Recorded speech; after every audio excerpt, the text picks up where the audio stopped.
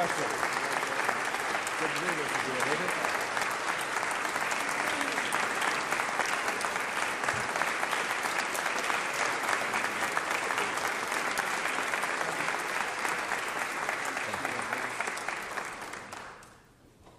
The House parliamentarian, Buddy Johnson, is recognized for the declaration of the results of the general election vote for the office of governor. Thank you, Mr. Speaker. Office of Governor. Asa Hutchinson, Republican, 584,424 votes. Jared K. Henderson, Democrat, 283,236 votes. Mark West, Libertarian, 25,885 votes.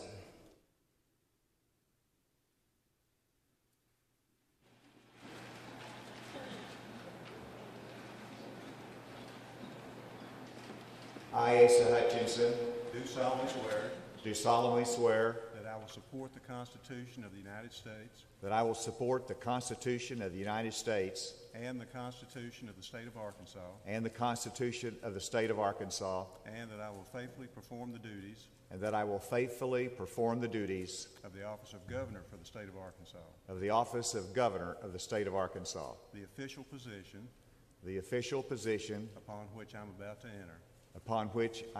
enter. So help me God. So help me God. Congratulations. Thank you, Mr. Chief Justice. Thank you. Thank you.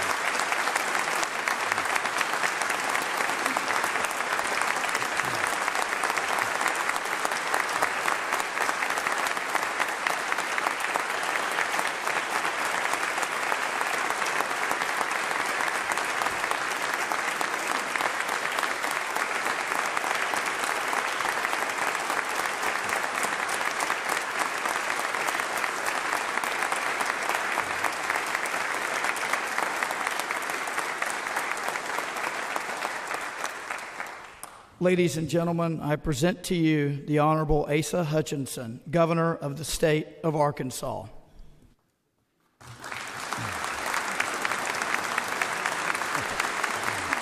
Thank you. Thank you.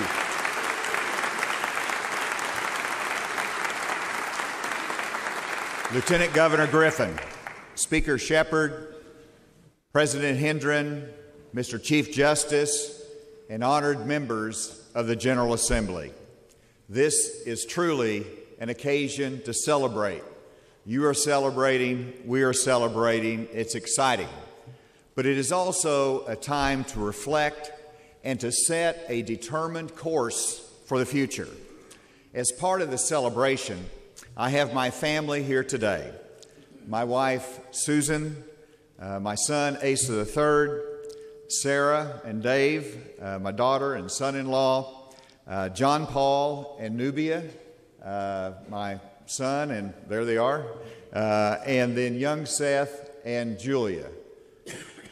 Thank you for being here and a part of this. And then I have 4 grandchildren here today, Elabeth, Malcolm, Isabella, and John Pablo. Maybe John Pablo took a leave of absence because he's young. But it is a certain privilege, a special privilege to have my family here who have been along this journey with me, and it's important for them to share in this important occasion. As we convene today to begin a new term in office, we can rejoice that the election is over.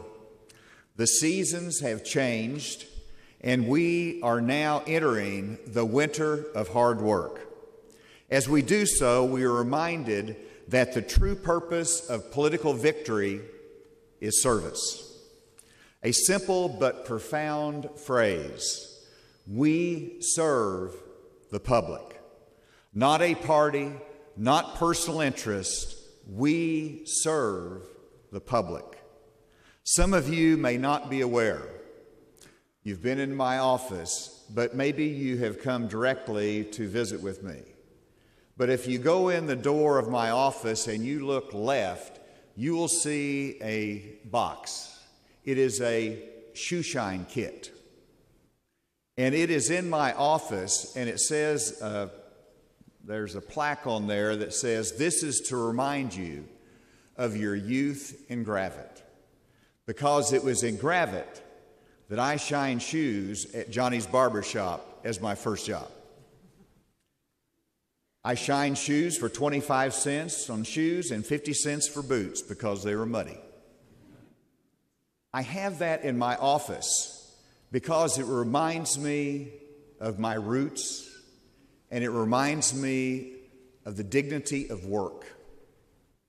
And so, members of the General Assembly, during the session, come on by the governor's office and get your shoes shined. Now, as we consider the upcoming session, we also realize very quickly that there is nothing that we can do alone. It takes all of us working together for the people of Arkansas. And if we toil well and together, then this spring we will be able to see the first fruits of our labor. And in due time, we will enjoy the full harvest when good policy strengthens public confidence, and when good policy builds hope, and when good policy serves the cause of justice. Today, as is our custom, but it is very important, we began this new leadership with a prayer service at the Mosaic Templars Cultural Center. And justice was one of the themes of that ceremony. Later, we will go out to the public inaugural ceremony, and we will have our poet laureate, Joe McDougall, read a poem that I commissioned on the theme of hope in Arkansas. And I believe that we will all agree today that Arkansas is an amazing place to live, raise a family, and build our own special future. It hasn't always been easy. Arkansans have had our share of challenge and difficulty. The most challenging time was during the Great Depression. During that time, we were poor, but we did not lose population. Our population did not decline. People stayed here because poverty was all over the nation. That was the 1930s. But when the economy boomed again after the war, the jobs out of state offered better pay. Between 1940 and 1960, over 150,000 people left our state. Some of our best left for Michigan, California, and Chicago. And now the trend is reversed. People are moving to Arkansas from California, Michigan, and Illinois, and we are retaining our homegrown talent. Our population is now over 3 million people and growing every day. The lesson is that if people follow opportunity and pursue quality of life, they're going to come to Arkansas. We have it all here. That is why we work hard to be competitive in our tax rates, to compete for industry and businesses located in this state, to build a technology sector, to expand tourism, and to improve access to the arts and to education. As evidence of these new opportunities, we have moved more than 65,000 Arkansans over the last 4 years out of poverty and into work. They have jobs and they're making more money.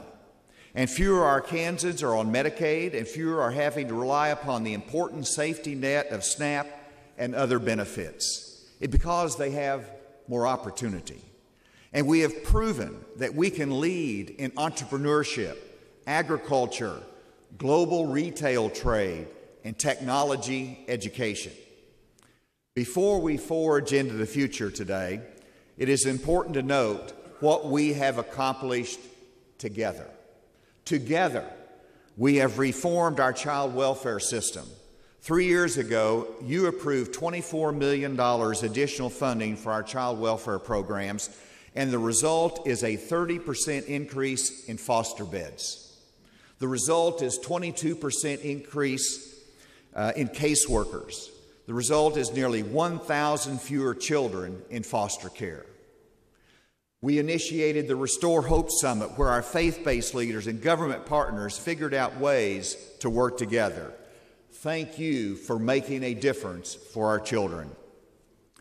Together, we have reformed our criminal justice system, and the result is that the growth of our prison population has been reduced. 4 years ago, we were growing at the rate of 3% per year in our prison population. The growth rate has been reduced to 1% per year. We have invested more in reentry centers to give people a second chance in life. More than 1,200 inmates have graduated through our reentry facilities, and this results in a lower incarceration rate, more people working, and a reduced burden on our taxpayers. We want to give people a second chance in life after they have paid the penalty for any wrongdoing, and I am proud of our employers who give them a chance. One illustration is Stephen Edwards. He's an example of a person who got a second chance and is succeeding. Stephen was convicted of first-degree murder at the age of 16. He spent nearly 20 years in prison. During that time, he got his GED, he earned a diploma from Ozarka College, he earned a bachelor's degree through correspondence from Ohio University. Stephen became the first inmate in our correction system to accomplish those educational goals while incarcerated. The parole board gave Stephen a second chance and reduced his sentence. He moved to Marion, where his first job out of prison was at an eye care clinic. A patient heard his story and hired him to teach GED classes at the Juvenile Center in West Memphis. Then he started a lawn care company with 2 push mowers from Walmart.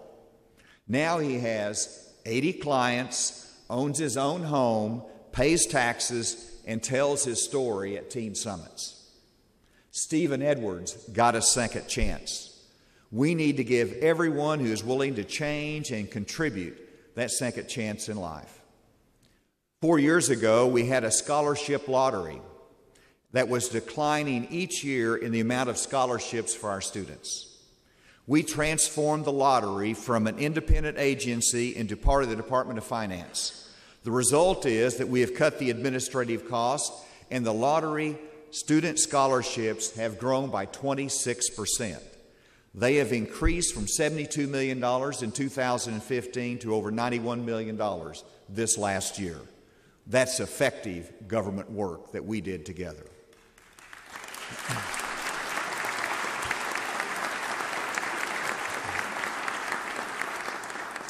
We had an off-course, behind schedule, and discredited effort to put high-speed internet in our schools. We didn't let it ride. We changed courses and built the Arkansas Public School Computer Network. At that time, we became one of only 6 states in the country to fully deploy the highest broadband internet to every school in our state.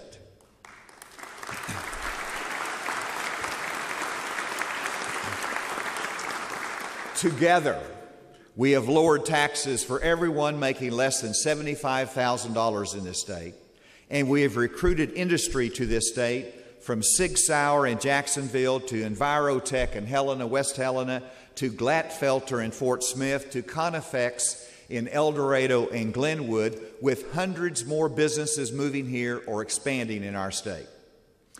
Together,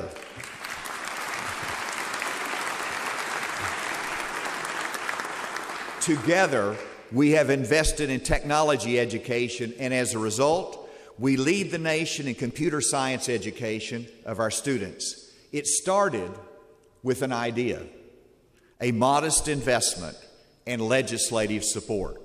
It now sets an example for states from California to North Carolina.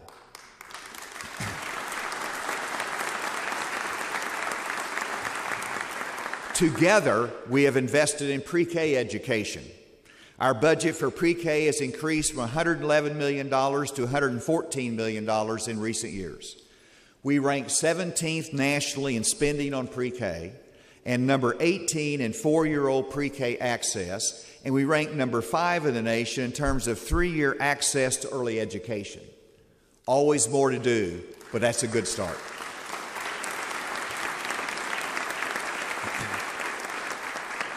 Together, we have cut the size and inefficiency of government. We have worked with you to cut the red tape. We repealed over 800 outdated and unnecessary regulations, which make state government less burdensome to taxpayers and to businesses.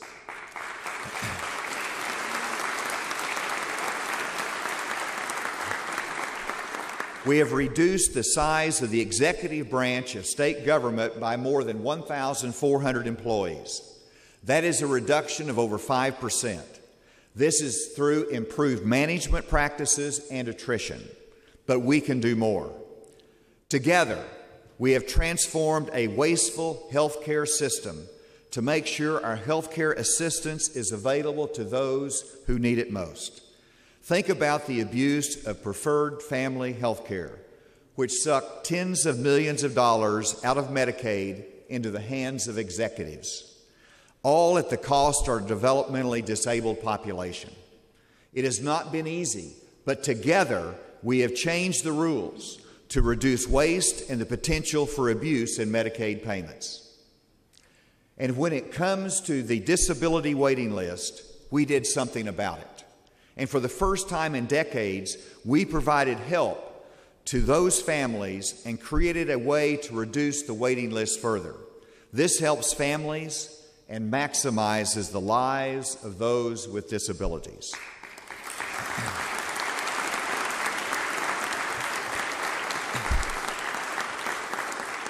One year ago, I stood in this chamber and I reported to you on the story of Wendy and Wade Reeves and their daughter Reagan.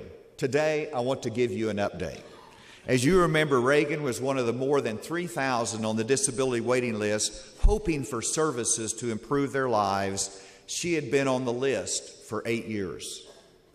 Then we together allowed $8.5 million every year for those in need of services. Reagan was off the list and got the help she needed. And now the mom, Wendy, reports that she has been able to get a full-time job for the first time since Reagan was born.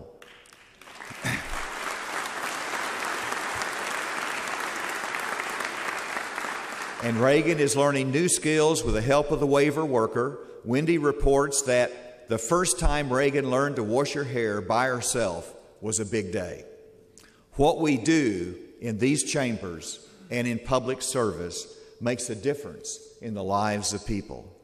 Together, we have changed our state budget from one that spends it all to one that creates savings for difficult times. We now have the long-term reserve fund. The current balance is over $125 million.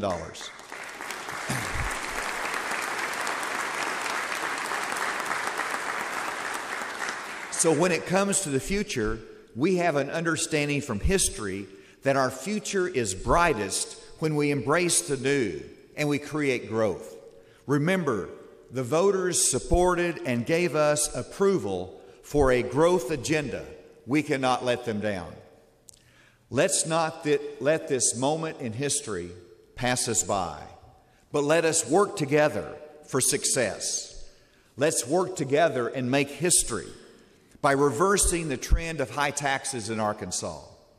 Let's make history by transforming state government. Let's make history by raising teacher pay to historic levels in our state.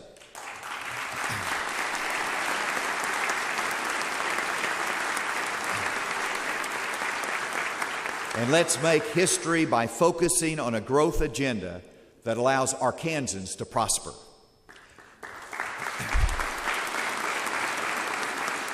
I have submitted my balanced budget to you, and it includes additional funding for public safety with 30 additional probation and parole officers. It also includes $2.3 million for an increase of 24 new troopers over the next 2 years. The Arkansas State Police is our top law enforcement agency, and we must support our law enforcement.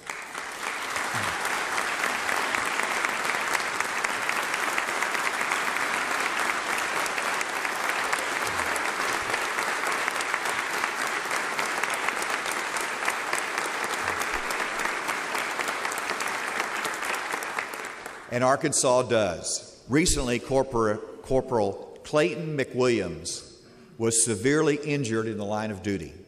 The citizens of Ashdown had a fundraiser to support Corporal McWilliams, and more than 500 attended and raised over $50,000. Well done, Ashdown.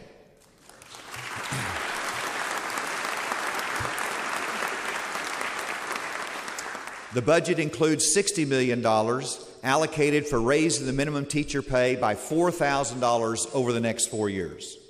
And recognizing that agriculture is our state's #1 industry, my budget includes a much-needed increase in funding of $1.1 million for the Division of Agriculture.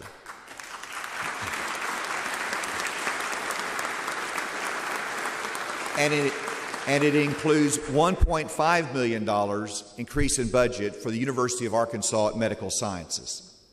Our proposed budget includes sufficient funding for programs that provide a critical safety net for our citizens. And that is why it is important to continue funding at $2.5 million a year our crisis stabilization units, the CSUs.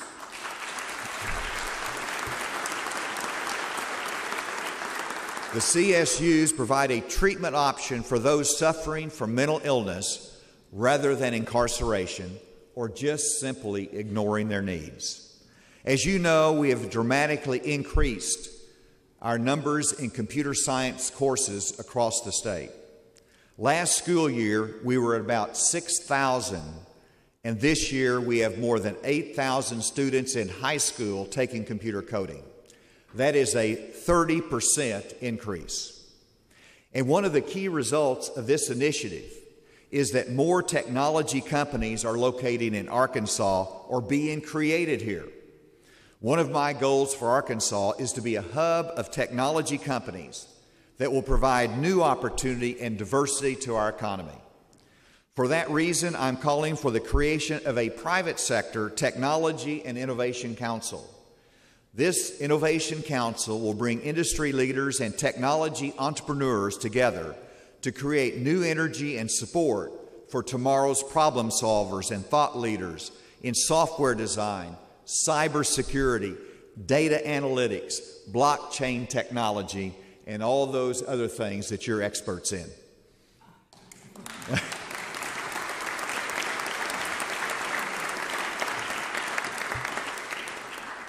When it comes to our goals for the future, to me it comes down to a growth agenda. I know I talk about that a lot. But it's a plan for Arkansas that includes more and better paying jobs, increased attainment levels in higher education, a strong, diversified economy, and competitive tax rates. That is why the third phase of tax cuts is planned for this session. 4 years ago, I signed into law the tax cut for the middle income category.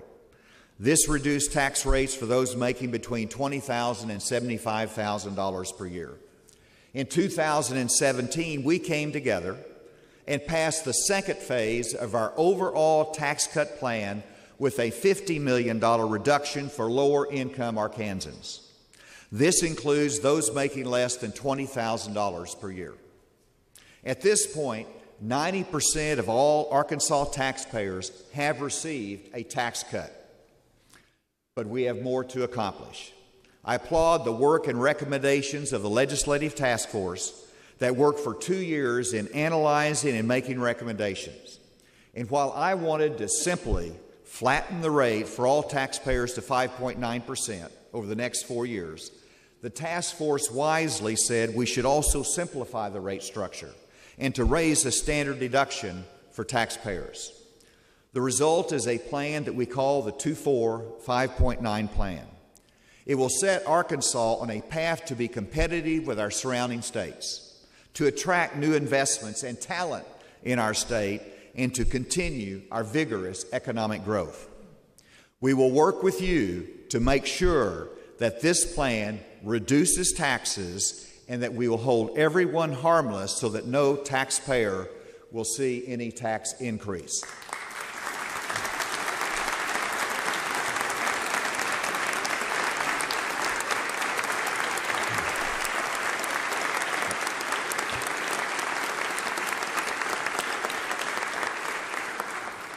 For those who think we need to do more, I remind you that the 2-4 5.9 plan reduces revenue by $47.4 million in the first year. But everyone should also note that in the same year, we will be reducing the grocery tax by $61 million, and then the low-income tax goes into effect. That's $50 million. And so the total tax reductions will be around $158 million. Now, for those who are concerned about the tax cuts and meeting the other needs of our state, please note that in the last 4 years, we have cut taxes carefully. And we have continued to invest in education, in prisons, public safety, and even funding expanded Medicaid in this state. And we have set aside during that same time over $125 million in savings. Those commitments remain: carefulness, commitment, meeting our obligations in education and services. But let's not take our eye off the ball in the importance of competitive tax rates in this state. Today, we have a budget that allows for tax cuts while investing in the future. We have demonstrated we can do it, and we will do it again.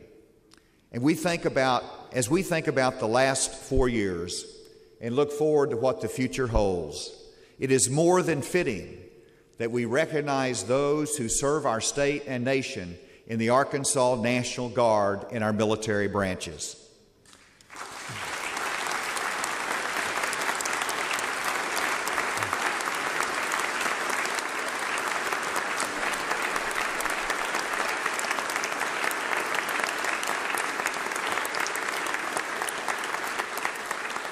Without their leadership and service, we could not get the job done in terms of security and services in times of natural disaster in our state. Thank you, men and women, for your service. 32 years ago, I had the opportunity to meet with President Ronald Reagan in the Oval Office. It was my first time in the White House, so I was trying to memorize everything about it. As I was in the Oval Office, I noticed on the President's desk 2 mottos.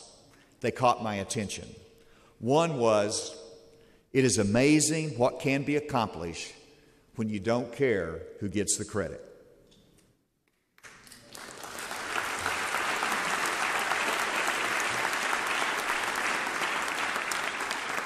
The other motto was a simple phrase: "It can be done."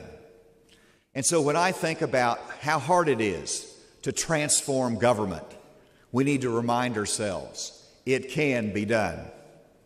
When I worry about reaching agreement on a new highway funding plan, let's remind ourselves, it can be done. And when we ponder the requirement of a 3/4 vote for lowering and simplifying our income tax rates in Arkansas, let's remind ourselves, it can be done.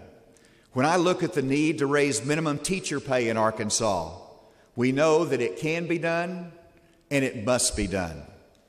Let me add one phrase as I conclude today's remarks. One phrase to the President's desk motto, and that is, together it can be done. Thank you, and may God bless this General Assembly, the work ahead, and the people of this great state. Thank you.